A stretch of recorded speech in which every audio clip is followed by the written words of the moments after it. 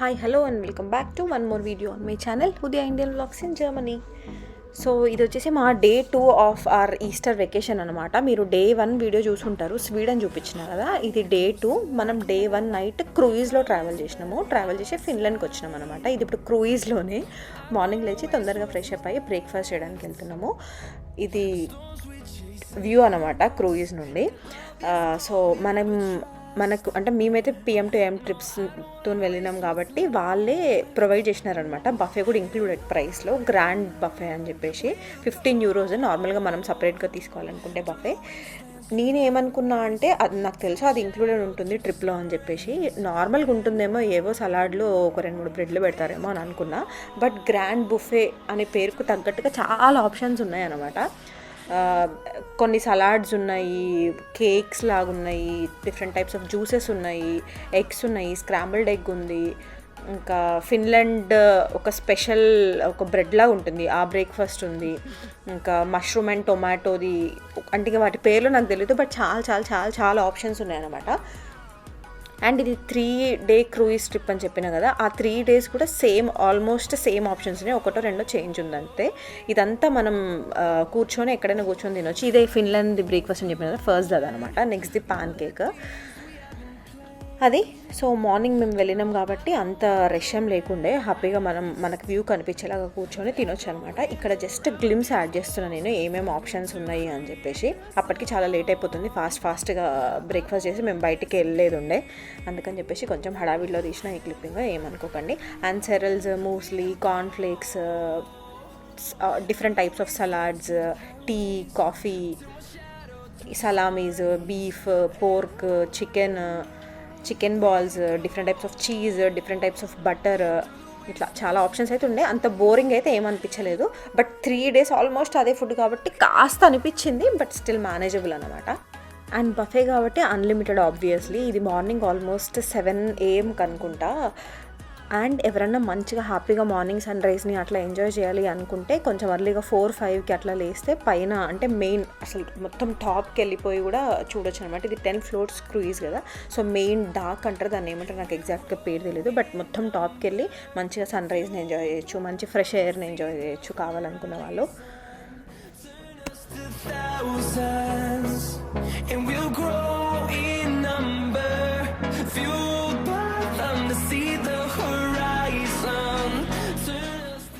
So breakfast చేసేసిన తర్వాత checkout చేయాలన్నమాట. ఈ క్రూయిజ్ 3 days 3 different క్రూయిజెస్ అని చెప్పినా కదా. సో ఇక్కడ మేము లగేజ్ అంతా తీసుకొని చెక్అవుట్ చేసేస్తున్నాము.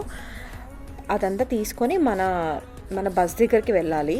ఇది క్రూయిజ్లోనే మళ్ళీ, బట్ మేము రాంగ్ వెళ్ళి మళ్ళీ రైట్ ప్లేస్కి వెళ్తాం అనమాట. ఇదంతా రాంగ్ క్లిప్పింగ్. సో ఇక్కడ ఇప్పుడు చెక్అవుట్ చేసేసి వెళ్తున్నాము. బస్ దగ్గరికి వెళ్ళి మా లగేజ్ అంతా బస్లో పెట్టేసి అక్కడ ఒక 2 hours తిరగవచ్చు. ఇది తుర్కు అనమాట, ఫిన్లాండ్లో తుర్కు అనే place. Capital city of Finland కాదు, క్యాపిటల్ సిటీ ఆఫ్ ఫిన్లాండ్కి ఇంకొంచెం సేపట్లో వెళ్ళబోతున్నాము. 2 hours టుర్కులో స్పెండ్ చేసి దాని తర్వాత హెల్సింకికి వెళ్తాం అనమాట. హెల్సింకి వచ్చేసి ఫిన్లాండ్ క్యాపిటల్. అండ్ ఇక్కడ ఇంకొకటి ఏం చెప్పాలంటే, బేసిక్గా మనకి ఎయిర్పోర్ట్లో నార్మల్గా ఇండియాకి వెళ్ళేటప్పుడు ఇంకెక్కడ ఎయిర్పోర్ట్లో చాలా పెద్ద లైన్ ఉంటుంది కదా, చెక్ఇన్కి లగేజ్ పెట్టడము, చెక్ఇన్కి అదంతా పెద్ద ప్రాసెస్ ఉంటుంది కదా. లిటరల్లీ క్రూయిజ్ చెక్ఇన్కి కూడా అదే ఎంత పెద్ద లైన్ ఉందంటే, వామ్మ బాబా, ఎయిర్పోర్ట్స్ చాలా బెటర్ అనిపించింది, అంత పెద్ద లైన్ ఉందన్నమాట. వీటికి కూడా టర్మినల్స్ ఉన్నాయి, టర్మినల్ 1, 2, ఇంకేవో చాలా డిఫరెంట్ టర్మినల్స్ ఉన్నాయి. చాలా చాలా నెంబర్ ఆఫ్ క్రూయిజెస్ ఉన్నాయి. ఒకటి స్వీడన్కి, ఒకటి ఫిన్లాండ్కి, ఇంకెక్కడికి డెన్మార్క్కి, అట్లా డిఫరెంట్ టైప్స్ ఆఫ్ క్రూయిజెస్ ఉన్నాయి, డిఫరెంట్ టైప్స్ ఆఫ్ టర్మినల్స్ ఉన్నాయి. నేనైతే ఎప్పుడు ఇట్లా వామ్మ బాబా ఇట్లుంటాయి ఆ పోర్ట్స్, ఇంతగానం టర్మినల్స్ ఉంటాయి, ఇంత పెద్దగా ఉంటాయా అని అనుకున్నాను అనమాట. ఫస్ట్ టైం నాది ఇది క్రూయిజ్ ట్రిప్. అండ్ బస్ దగ్గరికి వచ్చి లగేజ్ అంతా పెట్టేస్తున్నాము. అండ్ క్విక్గా మీకు బస్ కూడా చూపిద్దామని చెప్పేసి ఈ క్లిప్పింగ్స్ తీసిన. ముందు క్లిప్పింగ్లో ఉంది కింద డౌన్ అనమాట, ఇది డబుల్ డెక్కర్ బస్ టైప్. ఇది ఇప్పుడు స్టేర్స్ ఎక్కితే పైన వస్తుంది సీటింగ్. కొంచెం కాదు, బాగానే పెద్ద బస్సు, కెపాసిటీ బాగానే ఉంటుంది, ఒక 70-80 people ఈజీగా పడతారని అనుకుంటున్నాను నేనైతే. సో ఇదంతా సీటింగ్ అనమాట. పైన ఒక చిన్న బ్యాగ్ పెట్టుకోవడానికి ఆర్ జాకెట్స్ పెట్టుకోవడానికి స్పేస్ ఉంది. అది వచ్చేసి రూఫ్ టాప్. అండ్ సమ్మర్లో వెళ్తే ఏసీ కూడా ఉంటుందంట బస్లో. అండ్ ఇందులో ప్రీమియం సీట్స్ కూడా ఆప్షన్ ఉందన్నమాట. ప్రీమియం సీట్స్ అంటే ఏం లేదు, ఫ్రంట్ సీట్స్ ఇస్తారు, సో దట్ కొంచెం లెగ్ స్పేస్ వస్తుంది మనకి. ఇక్కడ చూడండి ముందు స్టాండ్ ఉంది, ఇది వచ్చేసి ప్రీమియం సీట్ అనమాట. దానికి €20 per person ఎంతో ఎక్స్ట్రా పే చేయాల్సింది ఉండే. అదనమాట. అక్కడ బ్యాగ్ పెట్టేసి ఇంకా తుర్కుని ఎక్స్ప్లోర్ చేయడానికి స్టార్ట్ అయినాము. మేము బేసిక్గా 2 అవర్స్లో మనం కష్టం కదా మనకంతా తెలుసుకొని తిరగడము అని చెప్పేసి మా మెంటర్ ఉంటాడు కదా, బస్లోనే ఉంటాడు అనమాట. PM to AM ట్రిప్స్ వాళ్ళు ఒక మెంటర్ని అలొకేట్ చేస్తారు ఆ ట్రిప్ మొత్తానికి. సో రిచార్డ్ తన పేరు, మా మెంటర్ పేరు. సో తనతో మేము తిరిగినాం అనమాట. ఇక మనం ఆ 2 అవర్స్లో వెతుక్కొని ఇదంతా కష్టం అని చెప్పేసి. ఇది వచ్చేసి ఫస్ట్ పాయింట్. ఇది కెథడ్రల్ అనుకుంటా, చర్చ్ అనుకుంటా. కొన్ని చర్చెస్లో అయితే ఈస్టర్ టైం కదా, అసలు లోపల చాలా బ్యూటిఫుల్గా ఉంటాయి చర్చెస్ యూరోప్లో బేసిక్గా. బట్ లోపలికి వెళ్ళి తీద్దాము అనే థాట్తో లోపలికి వెళ్ళినప్పుడు ఎంత జనాలు ఉన్నారో అసలు. చాలా హండ్రెడ్స్ ఆఫ్ పీపుల్ ఉండడము, వాళ్ళు చాలా అంటే ప్రేయర్స్ చేసుకోవడము, అక్కడ ఫాదర్ ఆర్ పాస్టర్ మాట్లాడడము అదంతా జరుగుతుంది. సో అట్లాంటి ఎన్విరాన్మెంట్లో నేను వెళ్ళి కెమెరా పెడితే అస్సలు బాగోదు కాబట్టి పెట్టలేదు నేను. సో బేసిక్గా బయట నుంచే చూపిస్తాను చర్చెస్, కుదిరినప్పుడు మాత్రం ఇన్సైడ్ చూపిస్తాయి. ఈస్టర్ కాబట్టి ఫుల్ రష్ ఉండే లోపల చర్చెస్ అదంతా. అదనమాట. దాని తర్వాత నెక్స్ట్ ఒక షాపింగ్ మాల్కి వెళ్ళినాము. అక్కడికి ఎందుకు తీసుకెళ్ళిందంటే బేసిక్గా అసలు ప్రపంచంలో హయ్యెస్ట్ నెంబర్ ఆఫ్ కాఫీస్ తాగేది ఫినియన్స్ అంటే ఫిన్లాండ్ పీపుల్ ప్రపంచంలోనే హయ్యెస్ట్ నెంబర్ ఆఫ్ కాఫీస్ తాగుతారంట. And highest amount of coffee powder అమ్ముడు పోయేది కూడా ఫిన్లాండ్లోనే అంట. ఇది ఒక fun fact about Finland people. So ఇక్కడ కాఫీస్ చాలా చాలా చాలా ఫేమస్. అడుక్కి ఒక కాఫీ షాప్ ఉంది, ఒక కెఫే ఉందన్నమాట. ఆ కెఫే కూడా లిటరలీ కఫేలాగా లేదు, ఏదో పెద్ద బార్ లాగా ఉంది. అది కూడా నెక్స్ట్ క్లిప్పింగ్స్లో వస్తుంది చూడండి కఫే ఎట్లుంటుంది అని చెప్పేసి. ఇక్కడైతే ప్రస్తుతం ఒక షాపింగ్ మాల్లోకి వెళ్తున్నాము. అక్కడ కూడా ఒక ఎక్స్ప్రెసో ఏదో కాఫీ ఉందని చెప్పేసి తీసుకెళ్ళిండు తను. బట్ మేమైతే ఇక్కడ ఏం తాగలేదు, జస్ట్ చూసినాం అసలు షాపింగ్ మాల్ ఎట్లుంటుంది ఇక్కడ అని చెప్పేసి. కొంచెం డిఫరెంట్గా అనిపించింది షాపింగ్ మాల్ ప్లాన్ అదంతా. యూజువల్లీ నాకు ఇండియాలో జర్మన్లో కొంచెం సిమిలర్గా అనిపించింది షాపింగ్ మాల్ ప్లాన్ అదంతా, బట్ ఇక్కడైతే కొంచెం డిఫరెంట్గా అనిపించింది అనమాట. ఇది వచ్చేసి షాపింగ్ మాల్ గ్లిమ్స్. సో అట్లా వెళ్తూ ఉంటే ఇంకా చాలా చూస్తారనమాట ఫిన్లాండ్వి. యా చూడండి. అండ్ ఇది వచ్చేసి the oldest city of Finland country అనమాట. ఫిన్లాండ్లో ఉన్న one of the oldest city అనమాట తుర్కు అనే ప్లేస్. ఇంతకుముందు ఫిన్లాండ్ వాళ్ళకి ఇదే క్యాపిటల్ అనమాట, స్వీడిష్ వాళ్ళు ఉన్నప్పుడు. దాని తర్వాత హెల్సింకికి మారింది దీని క్యాపిటల్. అండ్ మొత్తం అసలు ఫిన్లాండ్ హిస్టరీ మొత్తం తెలియాలి అంటే అది మొత్తం తుర్కులోనే ఉందన్నమాట. One of the oldest and one of the historical cities అనమాట ఈ తుర్కు అనేది.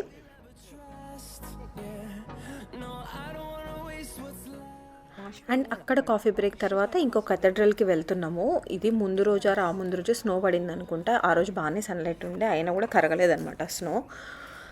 అది కనిపిస్తుంది చూడండి కథడ్రల్. చాలా బ్యూటిఫుల్గా అనిపించింది, చాలా సన్నగా, అదో క్యూట్గా, అదో ఒక వింటేజ్ ఫీలింగ్ టైప్లో ఉందనమాట ఆ కథడ్రల్. అక్కడికి వెళ్తున్నాము చూడడానికి. సో అక్కడ కనిపిస్తుంది అది కథడ్రల్ అనమాట, church, one of the famous churches in Finland అంట. అసలు బిల్డింగ్స్ అన్నీ ఈ వెకేషన్లో one of the challenging point ఏంటిదంటే బిల్డింగ్స్ అన్నీ చాలా చాలా పెద్దగా ఉన్నాయి. వాటిని ఎట్లా మొత్తం ఫోన్లో ఒకటే దాంట్లో పట్టించాలంటే అస్సలు కుదరలేదు. అది కాకుండా బ్రాంచెస్, చెట్లు ఇవి చాలా అడ్డొచ్చినాయి. చాలా వరకు ట్రై చేసినాము బెటర్గా తీయడానికి.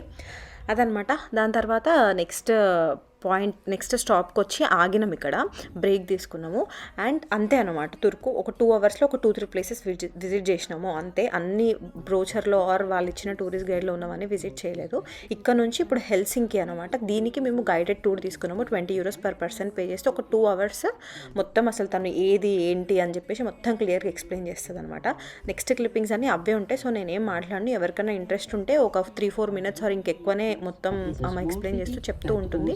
ఎవరికైనా హిస్టరీ ఇంట్రెస్ట్ ఉన్న వాళ్ళు తెలుసుకోవాలనుకున్న వాళ్ళు ఉంటే వినండి. Where there are lots of medieval towns. We don't have medieval towns here in our country. Just a few ones, because usually, first of all, in Finland there were in Middle Ages very few towns because there were so few people. Mainly just one house 10 kilometers, another house another 10 kilometers, and so on. But also most of the buildings here have been built from wood, and so the fires have destroyed many of the buildings in our towns, and that's why we don't have old architecture. Our oldest buildings in Helsinki were built 200 years ago, and you will see them just after a little while. And but over 90% of our buildings have been built after World War II. It has nothing at all in common with any wartime damages. No, it's just because of the fact that only after World War II, Helsinki started growing. Finland was before that an agricultural country where people were living on countryside, so they moved to the capital region. They started moving to the capital region only after World War II. And that's the reason why the architecture here is so modern. And there are two significant architectural styles. Sweden and Russia were constantly fighting against each other, and this is why a Swedish king called Gustavus Vasa started thinking at mid-1500s that it would be better to have one small town more here in the southern coast of Finland in order to prevent the Russian army to hide. So we have been independent since 1917. 191 because of very heavy political pressure from the side of United States and Great Britain. So Soviet Union could not take us over.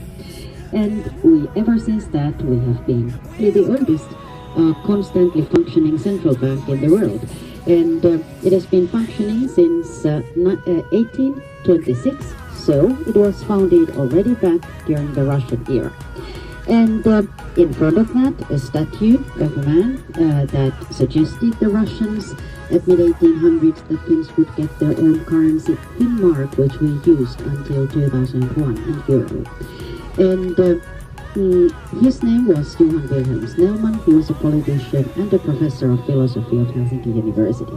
You can also see those damages down by the statue.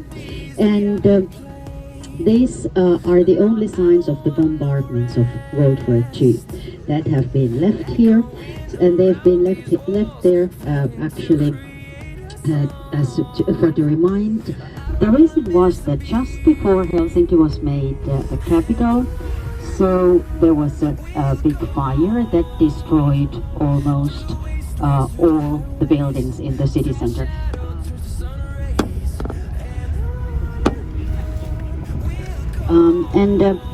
Yes, the fire did destroy basically the whole whole town center of Helsinki. And then there was a brand new capital, no buildings, and they had to be designed and constructed, and that's the place. This has all been designed by the main government building, and so our cabinet works there.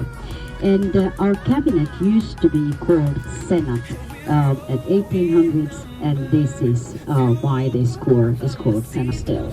Not because of Alexander himself, but because of the sculptures.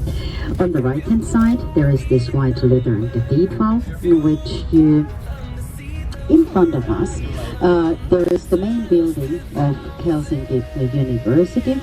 That's the building that university is the oldest and biggest one of our country, established 1640, and has been locating here. First it was actually locating in Turku, but library also the main library of Finnish speaking.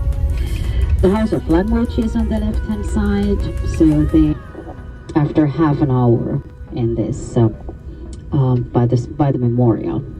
Goodbye is näkemiin. If you want to buy coffee, it's in Finnish kahvi. If you want to buy beer, it's more complicated. But okay, here we are now in the city center. The current city center, and the building on the left is our national art. On the right-hand side, here is the National Theatre, and it is also an Art Nouveau building. In front of that, there is a statue of a writer named Alexis Kivi, and he was the one that first wrote a novel in Finnish language, and that happened at 1870s. Actually, he moved to United States after that and designed there lots of buildings. And his son Eero Saarinen became also an architect, and naturally, it's true that we will both have risks when having this big neighbor, and so we are just deeply feeling for them. But we don't have really that many refugees here, and they're closed for a couple of years. It was reopened last month, and now there is a big art exhibition for a little while. This road, our main street, has been named after him. It's called Road Mannerheimintie. On the right-hand side, you can building.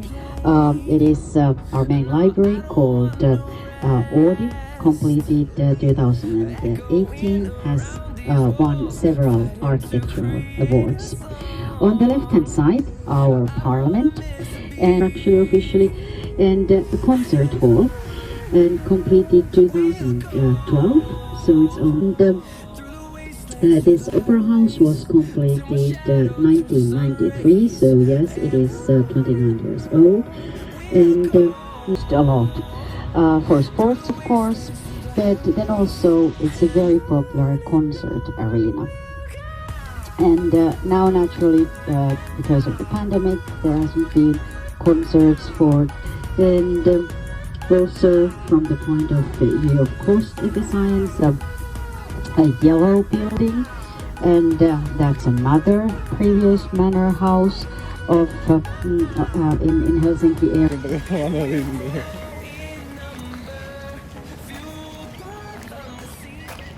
Almost ఎక్కడ ఆపలేదన్నమాట. Guided టూర్లో మొత్తం explain చేస్తూ చూపించింది. చాలా అంటే obviously capital city and trending and traditional city అని అంటారు Helsinki. చాలా పెద్దది, 2 అవర్స్లో చాలా కవర్ చేసింది మొత్తం చెప్తూ.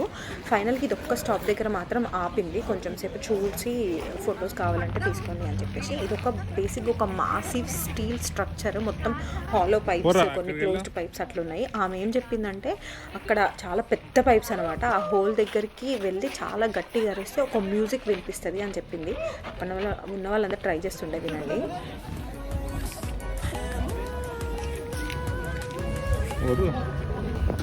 ఆ సైజుకి అది ఓపెన్ పైప్, క్లోజ్డ్ పైప్ ఇక్కడ అంత పెద్దగా ఉంది అసలు చూడు. అంత మన పోతే అంత పోతే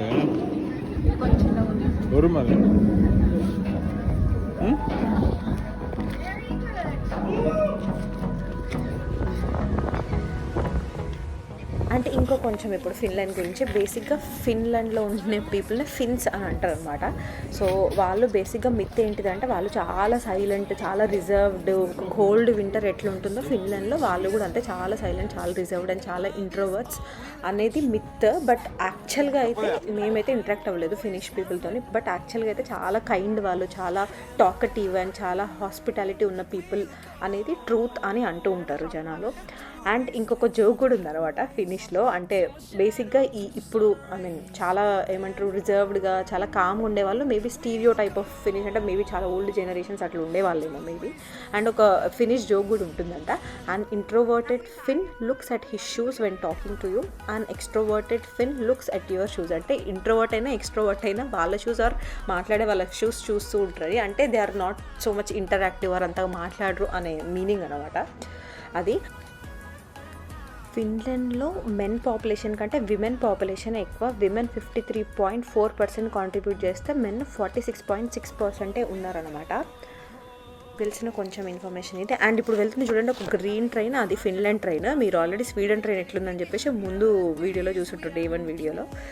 దాని తర్వాత అయితే లంచ్ టైం అయింది అప్పటికే. సో షాపింగ్ మాల్కి వెళ్ళినాము. ఏమన్నా యాక్చువల్ అయితే బయట చూసినాము ఏదన్నా ఏమంటారు చాలా ఆథెంటిక్ ఫిన్లాండ్ రెస్టారెంట్ ఉంటుందేమో అని చూసినాము. బట్ అప్పటికి చాలా లేట్ అయిపోయింది, లంచ్ టైం కూడా అయిపోయింది అనమాట. సో అందుకని చెప్పేసి మేము పెద్ద ఎక్కువ రీసెర్చ్ చేయకుండా షాపింగ్ మాల్కి వెళ్ళి అక్కడ ఉన్నది తిన్నాము. అక్కడ కూడా ఫిన్లాండ్దే చూస్ చేసుకున్నాం అనమాట. అది వచ్చేసి మా లంచ్. దాని తర్వాత ఇదంతా ఫ్రీ టైమ్, ముందంతా గైడెడ్ టూర్ అయింది కదా, ఇదంతా ఫ్రీ టైం అనమాట. మనం తిరగవచ్చు ఏమేమి కావాలనుకుంటే, ఆర్ మనకు ఆల్రెడీ చూపించిన వాటిలో ఇంకేదైనా స్పెసిఫిక్గా మళ్ళీ వెళ్ళి చూడాలనుకుంటే అట్లా చూడొచ్చు అనమాట. ఇదంతా ఫ్రీ టైం ఇన్ ఫిన్లాండ్. దాని తర్వాత మళ్ళీ క్రూయిజ్కి వెళ్ళిపోయినాం అనమాట. దీని నెక్స్ట్ డే మేము ఇంకో కంట్రీకి వెళ్తున్నాము క్రూయిజ్లో. ఇన్ బిట్వీన్ మేబీ కుదిరితే క్రూయిజ్ ఫుల్ ట్రిప్ కూడా పెడతా. అండ్ ఆ కంట్రీలో మేము ఒక 15th సెంచరీలో ఉన్న రెస్టారెంట్కి వెళ్ళినాము. చాలా చాలా అదొక స్పెషల్ ఫ్రమ్ దిస్ ట్రిప్ అని చెప్పొచ్చు. సో డెఫినెట్గా ఆ అప్కమింగ్ వీడియోని కూడా వాచ్ చేయండి. అండ్ ఎవరన్నా మనల్ని ఇంకా సబ్స్క్రైబ్ చేసుకోకపోయి ఉంటే ఇక్కడ వరకు చూసి కూడా తప్పకుండా వెళ్ళి సబ్స్క్రైబ్ చేసుకోండి. ఆల్రెడీ సబ్స్క్రైబ్ చేసుకునే వాళ్ళు పక్కన ఉన్న గంటని కొట్టరా లేదా అనేది కూడా ఒకసారి చెక్ చేసుకోండి. అండ్ ఇది చెప్పిన కదా కఫే చూపిస్తా అని చెప్పేసి ఇది ఆ కఫే అనమాట. వెళ్ళినాము, చాలా పెద్ద లైన్ ఉండే, కొంచెం సేపు నిల్చున్నాము, ఇంకా మా టైం అయిపోతుంది బస్ టైం అని చెప్పేసి వెళ్ళిపోయినాం అనమాట.